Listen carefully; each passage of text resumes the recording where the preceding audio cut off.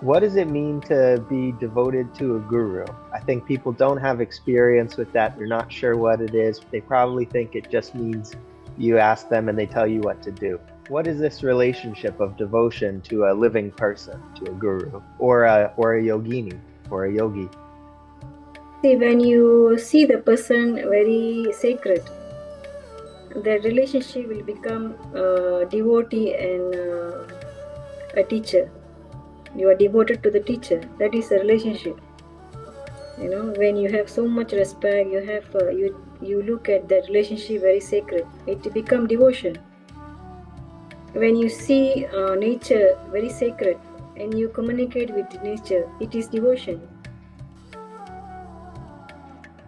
Sometimes people say, mostly from West, they say, I don't know what is devotion because I was not brought up in this kind of culture.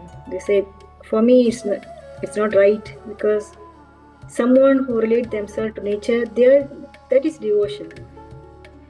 Because you like to be communicate, you like to be connected with that divine, that sacred thing. For me, that is devotion. Not in ritual or what. Yeah, rituals is good. Everything is fine. The most important thing, the relationship.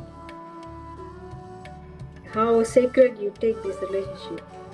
That's when you can tell this is devotion. You know, it's not only how external, internal also. When you don't see you sacred, how to be devoted to yourself. You know, the most high level of spirituality is become a devotee to yourself. Become devoted to yourself. That is the highest level of spirituality.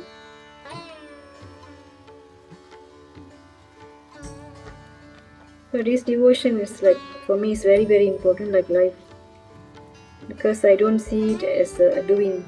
Sometimes we feel like you want to be devoted to something, you need to do something, you need to know something.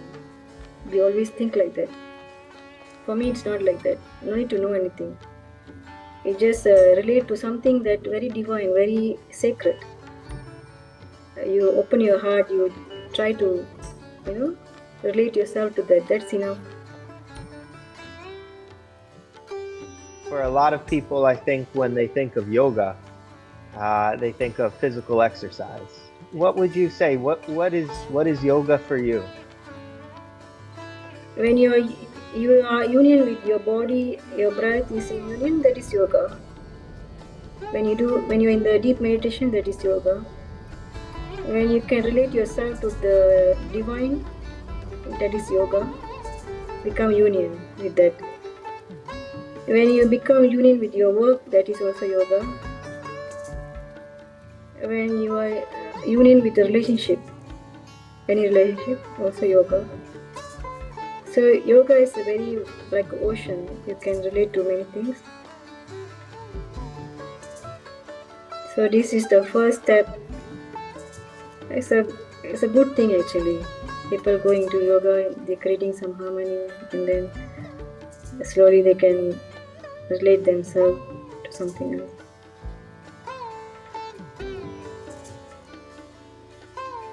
In Tiruvannamalai, Ramana Maharishi is a really important saint and energy and teaching. And a lot of that is taught on detachment.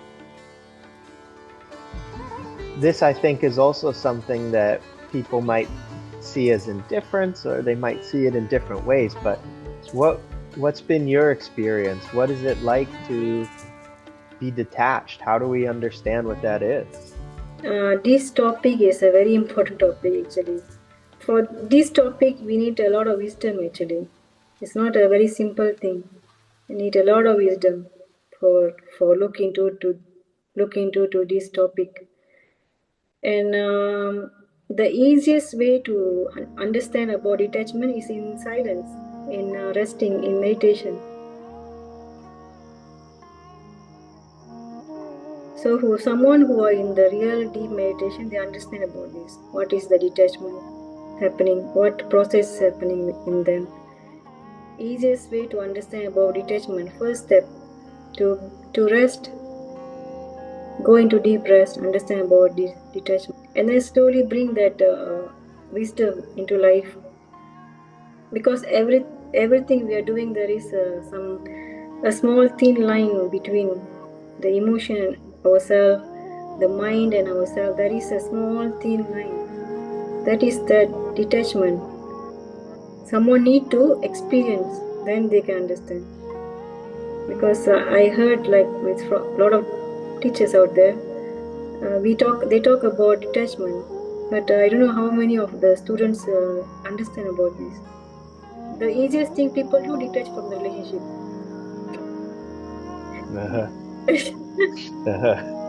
People detach from people. That is the thing they're thinking of detachment. Then detach from material completely. They want to just give up everything, detach. Is it possible to detach like that? Maybe this A person, B person can detach. Maybe in the future someone come into your life, right? Maybe for now you can detach from using this, that, but after some time you're going to attach with something else. So we must go a little deeper into this and understand what is detachment really about, and how to look into this thin line and expand that line to become bigger and bigger and bigger. So we live in freedom. So we can live in freedom. Rest well, go deep, get the wisdom, look things in a wider angle, and then you can go into this freedom, spiritual freedom, complete freedom. It's a long journey, I think. Yeah, but everything, this is a very deep knowledge, so it needs sometimes some wisdom.